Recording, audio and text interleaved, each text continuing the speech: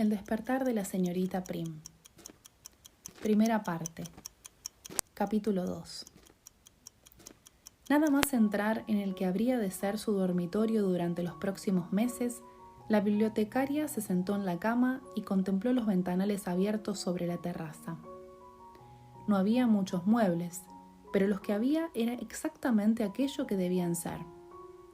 Una otomana tapizada en viejo damasco azul, un enorme espejo veneciano, una chimenea georgiana de hierro, un armario pintado de aguamarina y dos antiguas alfombras de Wilton. Demasiado lujo para una bibliotecaria, pensó, aunque en realidad la palabra exacta no era lujo. Todo lo que allí había parecía haber sido usado. Todo había sido vivido, remendado, gastado. Todo resumaba experiencia. Esto es lo que hace un siglo se consideraba confort, suspiró la señorita Prim al comenzar a deshacer las maletas. Un crujido en la madera hizo que levantase la vista y la posase en una pequeña pintura apoyada sobre la chimenea. Era una tablilla que representaba 3 figuras realizadas por la mano de un niño. El trazo no era malo, magnífico para una criatura, reflexionó mientras admiraba con placer las pinceladas del pequeño artista. Es la Santísima Trinidad de Rublev, dijo una voz infantil ya familiar a sus espaldas. Ya lo sé, muchas gracias, caballero. Por cierto, ¿no deberían llamar antes de entrar?, contestó al ver que el niño no estaba solo. Es que la puerta estaba abierta, ¿verdad?, preguntó el pequeño a los 3 niños que se agolpaban tras él, quienes sacudieron afirmativamente la cabeza. Esta es mi hermana Tesseris, tiene 10 años. Este es Deca, tiene 9. Y Exi es la pequeña y solo tiene 7 y medio. Yo me llamo Septimus, pero no son nuestros nombres verdaderos, explicó con aire confidencial.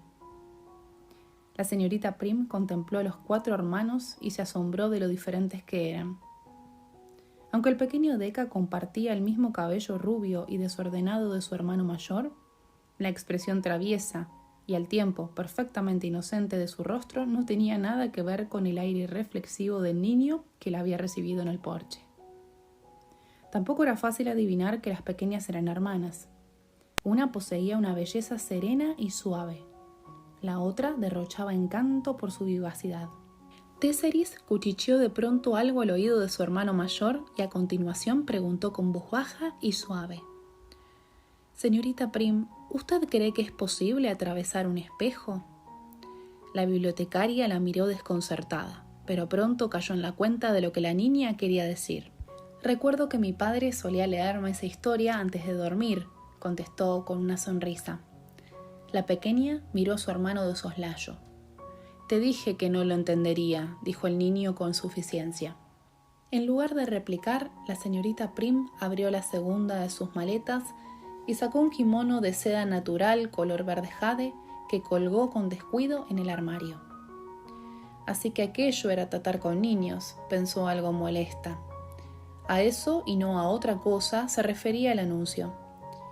No se trataba de travesuras, de dulces y de cuentos de hadas. Se trataba, ¿quién lo iba a decir?, de misterios y acertijos. ¿Le gusta el icono de Rublev?, preguntó el niño ocupado ahora en hojear un puñado de libros que asomaban de una maleta. Mucho, dijo la bibliotecaria con seriedad mientras colocaba cada prenda en su lugar.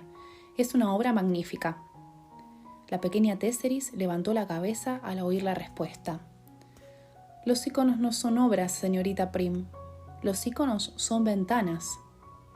La bibliotecaria dejó de colgar vestidos y contempló a la niña con aprensión. Definitivamente, el hombre que gobernaba aquella casa se había excedido con los pequeños. A los 10 años no había por qué tener aquellas nociones absurdas sobre íconos y ventanas.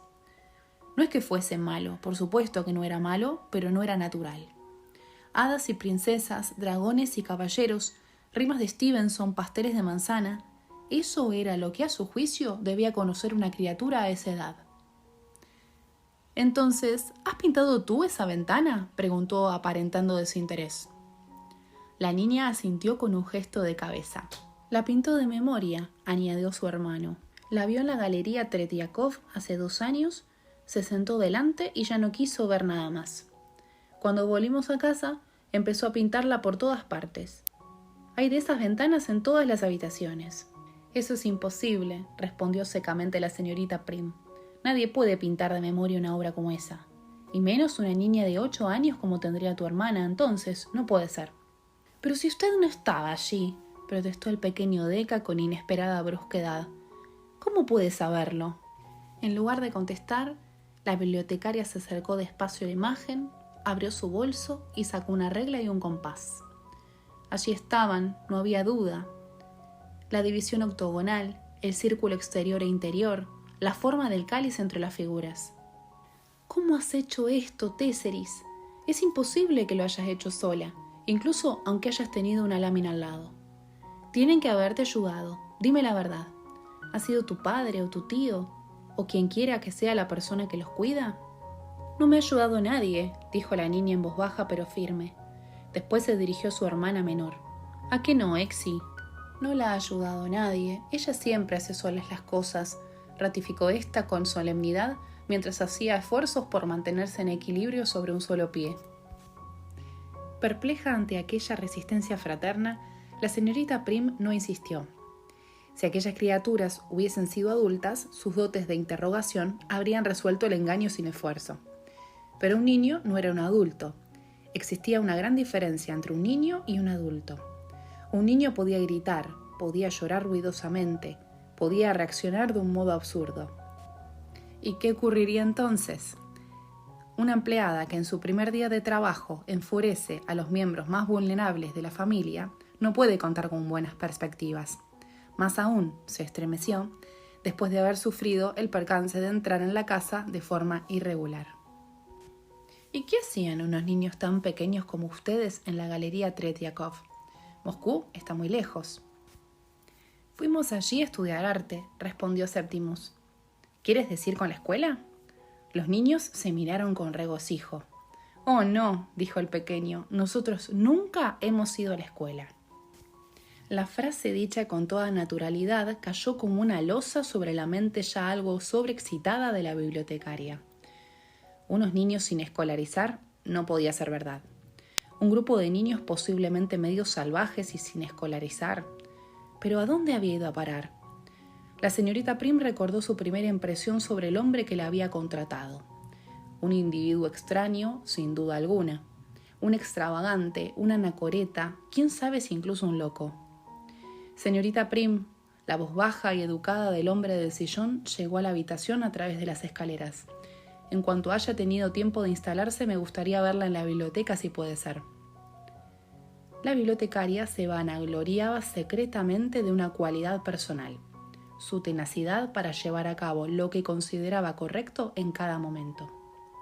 Y en el caso presente, reflexionó, lo correcto era excusarse y abandonar la casa de inmediato.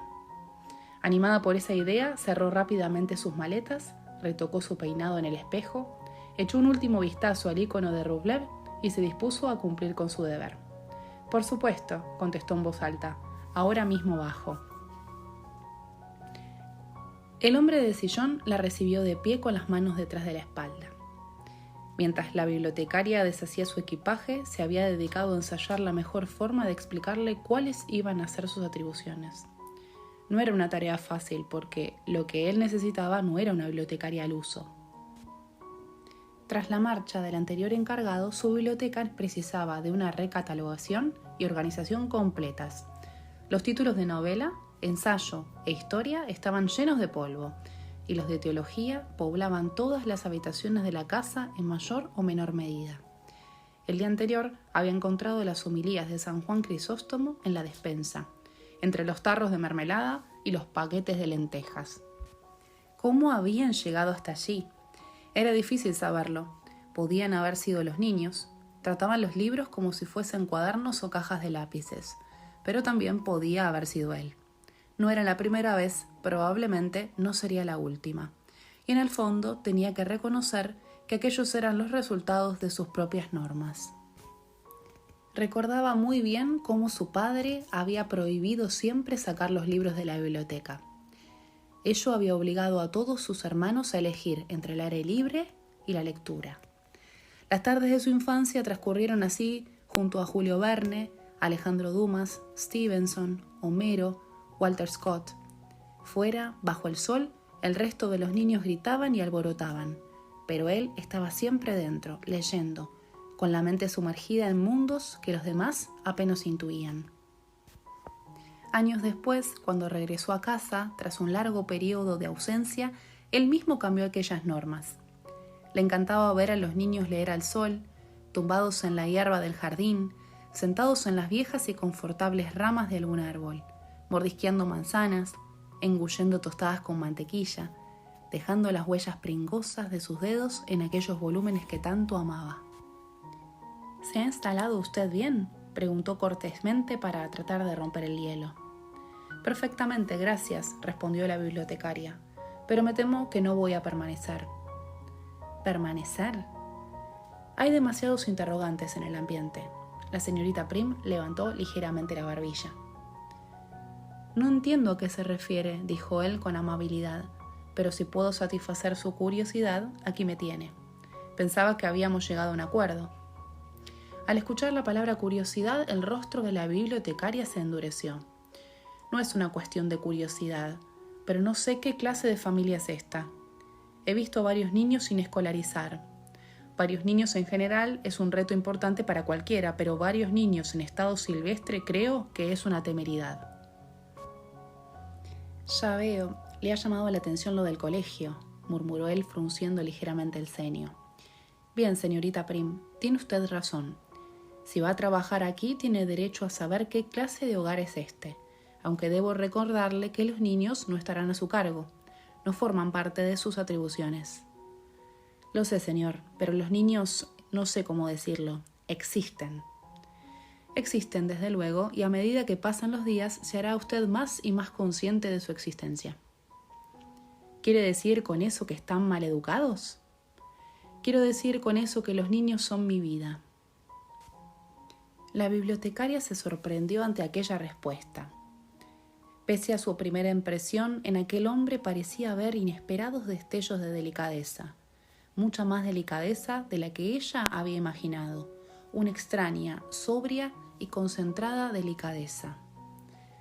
¿Son suyos los niños? Quiero decir, ¿son algunos suyos? ¿Se refiere a si son hijos míos? No, no lo son. 4 de los niños que ha visto son hijos de mi hermana, pero están bajo mi tutela desde que ella murió hará unos 5 años. El resto son chicos de San Ireneo que vienen a recibir clases aquí 2 o 3 veces por semana. La señorita Prim bajó los ojos con discreción. Ahora lo entendía todo. Ahora comprendía por qué aquellas criaturas se educaban en casa en vez de ir al colegio. Se hallaba ante un caso evidente de lo que la psicología moderna denominaba síndrome de duelo prolongado. Una circunstancia ciertamente terrible, pero que no justificaba en absoluto aquel comportamiento. Ser educados en casa no era bueno para los niños, y aunque fuese difícil y hasta embarazoso hablar de ello, sabía que era su deber decirlo. Siento mucho su pérdida, dijo con un tono similar al que podría haber empleado para hablar con un animal herido. Pero no debe usted encerrarse en su dolor. Tiene que pensar en sus sobrinos, ha de pensar en ellos y en su futuro. No puede pretender que su pena los encierre en esta casa y los prive de una educación decente. Él la contempló un momento como si no comprendiese. Después bajó la mirada, sacudió a ambos lados la cabeza y esbozó una sonrisa rápida. La bibliotecaria, que no era propensa al romanticismo, se sorprendió a sí misma pensando en lo mucho que una sonrisa inesperada puede iluminar una habitación oscura. ¿Una educación decente?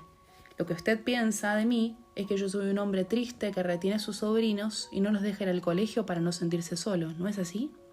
¿No lo es?, respondió ella con cautela. No, no lo es. El hombre se dirigió al mueble bar que había junto a una de las ventanas, donde una docena de finas copas de cristal y 6 pesados vasos de whisky compartían espacio con una amplia variedad de vinos y licores. ¿Quiere beber algo, señorita Prim? A estas horas suelo tomar un aperitivo. ¿Le apetece un oporto? Gracias, señor, pero no bebo nunca. ¿Le importa que lo haga yo? En absoluto, está usted en su casa. El hombre se volvió y la contempló con curiosidad mientras trataba de adivinar si había sarcasmo tras aquellas palabras. Luego bebió un sorbo y dejó el vaso directamente sobre la mesa, lo que provocó un involuntario gesto de reprobación casi imperceptible en el sereno rostro de la bibliotecaria. La verdad es que mi opinión sobre la educación reglada es muy particular, pero si decide quedarse a trabajar aquí, le bastará con saber que educo a mis sobrinos personalmente, porque estoy decidido a darles la mejor formación posible. No tengo esas excusas románticas que me atribuye, señorita Prim. No estoy herido, no me siento deprimido, ni siquiera puedo decir que me encuentre solo. Mi única intención es que los niños puedan convertirse algún día en todo aquello que la escuela moderna se ve incapaz de producir. ¿Producir? Es la palabra exacta en mi opinión, contestó él con un brillo divertido en los ojos. La bibliotecaria guardó silencio. ¿Realmente era aquella casa el lugar adecuado para una mujer como ella? No se podía decir que aquel hombre fuera desagradable. No era grosero, ni insultante, ni se advertía en sus ojos rastro alguno de aquella mirada apreciativa que había tenido que soportar durante años en su antiguo jefe. Pero no había delicadeza en la forma en que hablaba a los niños, y tampoco sensibilidad en aquel tono franco, aunque cortés, con el que se dirigía a ella. La señorita Prim tuvo que reconocer que en su corazón aún perduraba cierto resquemor por la torpe insinuación que él había hecho sobre su persona apenas media hora antes. Y sin embargo, no era únicamente eso. Había una inquietante energía soterrada en aquel rostro, un algo indefinible que emulaba trofeos de caza, antiguas gestas y batallas. Entonces, ¿está decidida a marcharse?, preguntó él, sacándola bruscamente de sus pensamientos. No lo estoy. Quería una explicación y he tenido una explicación. No puedo decir que comparta su oscura visión sobre el sistema educativo, pero comprendo su temor a que la brutalidad del mundo moderno aniquile la delicadeza de espíritu de los niños. Ahora bien, si me permite hablarle con franqueza, por favor, hágalo. Creo que es usted algo extremista en sus planteamientos, aunque me parece que lo hace guiado por sus convicciones, y eso es más que suficiente para mí. Entonces, ¿cree que exagero? Sí, creo que exagera. El hombre se acercó a la biblioteca, recorrió varios volúmenes con los dedos, se detuvo en un viejo y grueso tomo encuadernado en cuero y lo sacó cuidadosamente de la estantería. ¿Sabe qué es esto? Me temo que no. De Trinitate Libri. ¿San Agustín? Veo que hace honor a su currículum. O tal vez tiene usted, digamos, ciertas inquietudes espirituales. La bibliotecaria, incómoda ante la pregunta, comenzó a juguetear con la sortija de amatistas que llevaba en la mano derecha. Esa es una cuestión delicada, y si no le molesta, preferiría no responderla. Creo que estoy en mi derecho. Una cuestión delicada, repitió él en voz baja mientras contemplaba el libro. Por supuesto, tiene usted razón. Discúlpeme de nuevo. La señorita Prim se mordió el labio antes de añadir. Espero que no haya ningún problema en cuanto a mis convicciones personales, porque de haberlo, me parece que por el bien de ambos, debería usted decírmelo ahora. Ninguno en absoluto. No ha sido usted contratada para dar clases de teología. Es un alivio saberlo. Estoy seguro de ello, dijo él con una sonrisa. Se hizo un largo silencio en la habitación, roto únicamente por las risueñas y lejanas voces de los niños que llegaban desde el jardín. Quisiera comentarle que me han sorprendido mucho esos nombres numéricos de los pequeños, dijo al fin la bibliotecaria en un titánico intento de avanzar hacia aguas menos conflictivas. En realidad son apodos, se rió él, y tienen mucho que ver con mi incapacidad para recordar cumpleaños. Septimus nació en septiembre, su hermano Deca en octubre, Tesseris en abril y Exi, la pequeña, en junio. Soy un amante de las lenguas clásicas y este sistema me ha ayudado más de una vez a salir de un apuro. Mientras hablaba, señaló con un gesto el desorden de la habitación. Una ingente cantidad de libros se apiñaba sobre mesas y estanterías en dobles, triples y hasta cuádruples filas entre enormes fajos de papeles, viejos mapas, fósiles, minerales y conchas marinas. Me temo que el estado de mi biblioteca le dirá todo lo que debe saber sobre mi capacidad organizativa. No se preocupe, no me impresiona el desorden. Lo celebro, pero apuesto a que le molesta. La señorita Prim no supo qué contestar y una vez más optó por cambiar de tema. La pequeña Tesseris dice que pinta iconos de memoria. ¿Y usted no lo cree? Por supuesto. ¿Insinúa que debo creerlo? En lugar de responder, el hombre volvió a acercarse a la biblioteca para guardar el pesado tomo encuadernado en cuero. Después se dirigió a la chimenea, cogió un cuaderno que había sobre la repisa y se lo entregó a la bibliotecaria. Esta es la lista de todas las obras que hay en la biblioteca. Está ordenada por autores. La completó el anterior encargado. Me gustaría que esta noche, si no está demasiado cansada, le echase un vistazo. Así mañana estará en condiciones de que le explique cuál es la labor que quiero que haga con este viejo y polvoriento caos. ¿Le parece bien? La señorita Prim deseaba seguir hablando, pero comprendió que para su nuevo jefe la conversación no daba más de sí. Me parece perfecto. Estupendo. La cena es a las 9 y el desayuno a las 8. Si le parece bien, preferiría hacer las comidas principales en mi cuarto. Puedo cocinar cualquier cosa y subírmela yo misma. Le subirán las comidas desde la cocina, señorita Prim. Tenemos una buena logística en la casa. Espero que descanse bien en su primera noche aquí, dijo él, tendiéndole la mano. La bibliotecaria se sintió tentada a protestar. No le gustaba la idea de que un hombre prácticamente desconocido se arrogase el poder de decidir cómo, cuándo o qué debía comer. No le gustaba en absoluto aquella dominante forma de dar las cosas por hecho. Buenas noches, señor, dijo dócilmente antes de subir.